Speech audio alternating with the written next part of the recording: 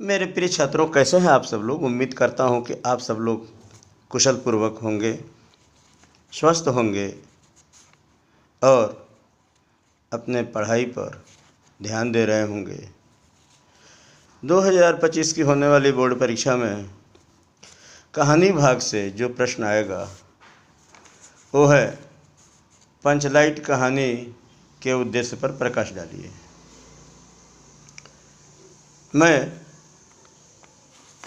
उस का आंसर लाया हूँ, ध्यान देंगे।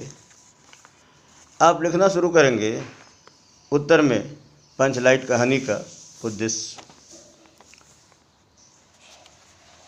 और लिखेंगे।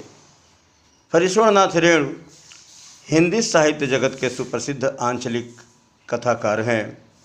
ग्रामीण अंचलों से उनका निकट का परिचय है।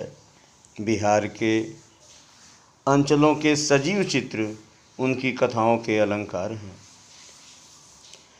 पंचलाइट भी बिहार के परिवेश की कहानी है। आवश्यकता किस प्रकार बड़े से बड़े संस्कार और निषेध को अनावश्यक सिद्ध कर देती है, इसी केंद्रीय भाव के आधार पर कहानी के माध्यम से एक महत्वपूर्ण उद्देश्य को स्पष्ट किया गया है। गोधन द्वारा पेट्रोमैक्स जला देने पर उसकी सब गलतियां माफ़ कर दी जाती हैं। उस पर लगे सारे प्रतिबंध हटा दिए जाते हैं।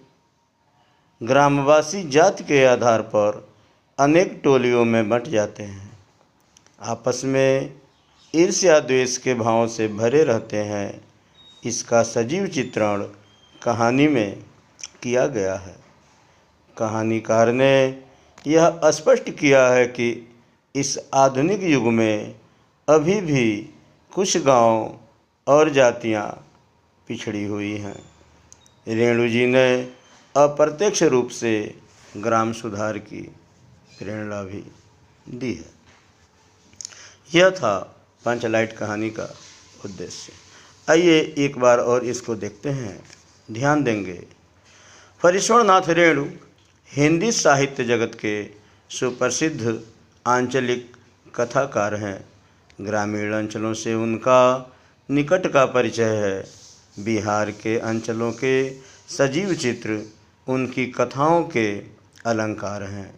पंचलाइट भी बिहार के परिवेश की कहानी है। आवश्यकता किस प्रकार बड़े से बड़े संस्कार और निषेध को अनावश्यक सिद्ध कर देती है, इसी केंद्रीय भाव के आधार पर कहानी के माध्यम से एक महत्वपूर्ण उद्देश्य को स्पष्ट किया गया है। गोधन द्वारा पेट्रोमैक्स जला देने पर उसकी सब गलतियां माफ़ कर दी जाती हैं। उस पर लगे सारे प्रतिबंध हटा दिए जाते हैं। ग्रामवासी जाति के आधार पर अनेक टोलियों में बंट जाते हैं। आपस में ईर्ष्या द्वेष के भाव से भरे रहते हैं। इसका सजीव चित्रण कहानी में किया गया है। कहानीकार ने यह स्पष्ट किया है कि इस आधुनिक युग में अभी भी कुछ गांव और जातियां पिछड़ी हुई हैं। रेणु जी ने अप्रत्यक्ष रूप से ग्राम सुधार की प्रेरणा भी दी है। आप इसको अच्छे से तैयार कर लेंगे। बोर्ड की परीक्षा में 5 नंबर का यह प्रश्न आएगा और निश्चय ही आपकी पिछली कहानी बहादुर और पंचलाइट, दूसरी कहानी जो है, इनमें से एक तो मिल ही जाना है 5 अंक का। आप इन्हें अच्छे से तैयार कर लेंगे। अगर मेरे चैनल पर नए हैं तो इसे सब्सक्राइब और लाइक कर देंगे, अपने मित्रों को भी शेयर कर देंगे। धन्यवाद। फिर अगली वीडियो में मिलते हैं।